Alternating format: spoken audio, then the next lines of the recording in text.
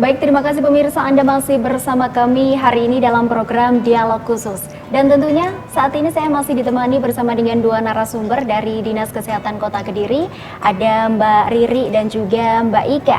Ini dari staf Kesehatan Keluarga dan Gizi Masyarakat yang tentunya akan membahas terkait dengan upaya-upaya kesehatan apa saja yang sudah dilakukan oleh Dinas Kesehatan Kota Kediri sendiri, begitu ya. Oke, baik. Ini kepada Mbak Riri terlebih dahulu nih. Tadi kita sudah membahas sedikit terkait dengan Trias UKS.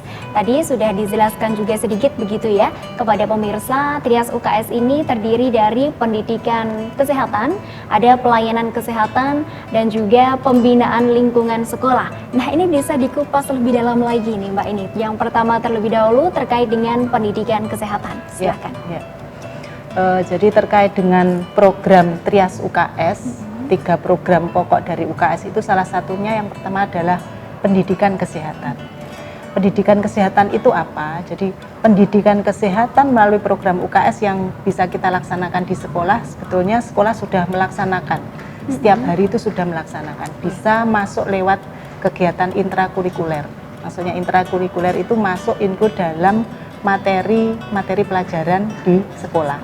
Dalam proses belajar mengajar. Mungkin pada mata pelajaran IPA, pada mata pelajaran olahraga, matematika itu juga bisa diselipkan pendidikan kesehatan terkait kesehatan anak sekolah. Kemudian bisa juga masuk lewat kegiatan ekstrakurikuler ya. Kegiatan ekstrakurikuler itu bisa misalkan lewat kader kesehatan remaja kalau di tingkat sekolah SMP dan SMA. Mungkin juga ada program kader Tiwisada atau kita lebih kenal lagi dengan istilah program dokter kecil, itu bisa masuk di situ. Jadi semua bisa kita lakukan di sekolah dengan program-program itu. Terus kemudian yang dilakukan dari pendidikan kesehatan itu apa? Yang namanya pendidikan kesehatan berarti kita memberikan informasi kesehatan terkait kesehatan anak sekolah dan juga remaja. Materinya banyak sekali yang bisa kita sampaikan informasinya. Kita kerjasama lintas program, ada pendidikan kesehatan tentang gizi anak sekolah, kebutuhan gizi anak sekolah. Kemudian kita pendidikan kesehatan terkait dengan program PHBS, perilaku hidup bersih dan sehat bagi anak sekolah. Kemudian tentang pencegahan penyakit menular. Kemudian tentang diare dan masih banyak lagi informasi kesehatan yang bisa kita sampaikan lewat pendidikan kesehatan. Ya. Oke, baik. Tentunya untuk pendidikan kesehatan ini sendiri juga berkaitan dengan yang ada di lingkungan sekolah, begitu ya? Betul. Oke, baik. Iya. Terus tadi ada yang kedua, pelayanan kesehatan. Nah, ini seperti apa ini? Iya. Kalau pelayanan kesehatan ini banyak sekali yang bisa kita laksanakan di sekolah. Jadi kita bekerja sama dengan petugas puskesmas kita. Jadi di puskesmas juga ada penanggung jawab program anak usia sekolah remaja. Mereka nanti akan melakukan kegiatan di sekolah-sekolah sesuai dengan wilayah mereka. Kegiatan apa saja yang bisa dilakukan di pelayanan kesehatan? Salah satunya tadi mungkin sudah kita jelaskan ya, tentang pemberian tablet tambah darah bagi remaja putri. Itu salah satunya.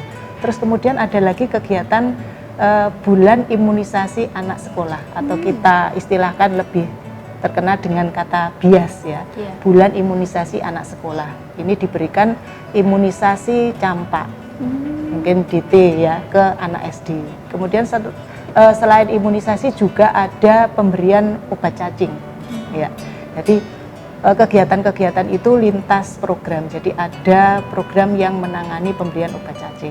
Gitu ya. Selain itu ada juga kegiatan rutin, ada pemeriksaan kesehatan atau kita istilahkan dengan istilah screening kesehatan, dan juga pemeriksaan berkala. Jadi kita harapkan anak-anak sekolah itu dari awal sudah dilakukan deteksi awal atau screening awal untuk mengetahui kesehatannya. Ya. Jadi kalau kita sudah bisa mendeteksi adanya masalah-masalah kesehatan, apakah anak ini butuh rujukan atau mungkin bisa ditangani di puskesmas, akan bisa segera tertangani. Harapannya apa?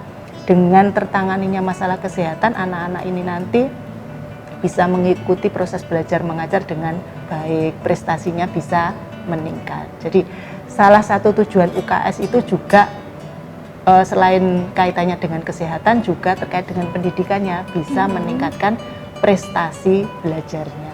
Oke, Itu terkait baik, luar dengan biasa, ya. pelayanan kesehatan. Iya, ya. oke. Baik, ini sebelum kita ke trias yang ketiga terkait dengan pembinaan lingkungan sekolah, kita singgung sedikit terlebih dahulu kepada pelayanan kesehatan. Tadi Iya. kan sudah dijelaskan bahwa untuk saat ini juga ada imunisasi begitu ya. Nah, selama ini kan kadang remaja itu takut dengan suntik atau apa. Tantangan selama ini yang dirasakan itu seperti apa, Bu? Ya.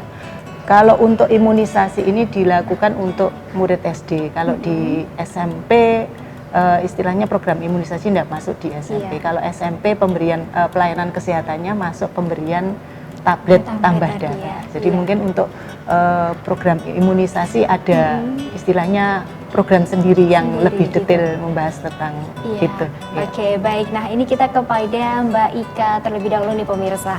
Tadi sudah disinggung juga ya terkait dengan pencanangan nih Mbak Ika. Iya. Nah, terus selama ini nih, upaya apa nih yang dilakukan atau kelanjutannya seperti apa setelah dilakukan pencanangan tadi? Iya, jadi walaupun kita sudah diawali dengan pencanangan tahun 2018, Iya. minum tablet tambah serentak, itu juga tetap dilakukan di sekolah-sekolah di Kota Kediri. Jadi mulai dari SMP dan SMA mereka tetap melakukan minum tablet tambah darah serentak. Iya. Jadi bisa dilakukan misalnya di suatu SMP ada beberapa, jadi macam-macam Mbak. Jadi ada yang misalnya setelah upacara, karena kan setelah upacara semua siswa ada di lapangan. Iya. Jadi yang remaja putri itu nanti dikasih tablet tambah darah dan dikasih air minum, di situ langsung dikonsumsi. Ada yang seperti itu, tapi ada juga yang pas hari Jumat. Iya. Jadi karena alasannya kalau yang hari Jumat, kadang kan kalau hari Senin banyak yang puasa ya Mbak ya. Jadi dilakukan hari Jumat, itu pun dilakukan setelah istirahat pertama. Jadi anak-anak remajanya itu sudah sarapan dulu, kemudian ibu-ibu wali kelasnya datang ke kelas atau guru yang saat itu mengajar di kelas itu membawa tablet tambah darah, kemudian dibagikan oleh siswa yang menjadi sebagai kader UKS itu tadi, membagikan ke teman-teman putrinya, nanti di sana minum bareng-bareng. Jadi tiap itu dilakukan 1 minggu sekali. Kemudian untuk tablet tambah darahnya, biasanya dari sekolah pun mengambil dari puskesmas. Jadi kita di puskesmas ada juga petugas gizinya, mereka nanti yang akan mendata berapa kebutuhan dari sekolahan itu, nanti sekolah ngambil ke puskesmas dan puskesmas ngasih. Nah nanti di sana juga ada pelaporannya juga. Ya. Oke, iya. Seperti itu. Oke, baiklah. Jadi upayanya begitu luar biasa begitu ya untuk menekan angka apa namanya itu nantinya iya angka kematian gitu ya, khususnya Iya. kepada sejak dini ini juga sudah diberlakukan kepada usia remaja begitu Iya. ya. Oke, baiklah pemirsa, sesaat lagi kami juga akan segera kembali di hadapan Anda masih bersama dengan Dinas Kesehatan Kota Kediri, dan jangan kemana-mana, tetaplah bersama kami dalam dialog khusus hari ini.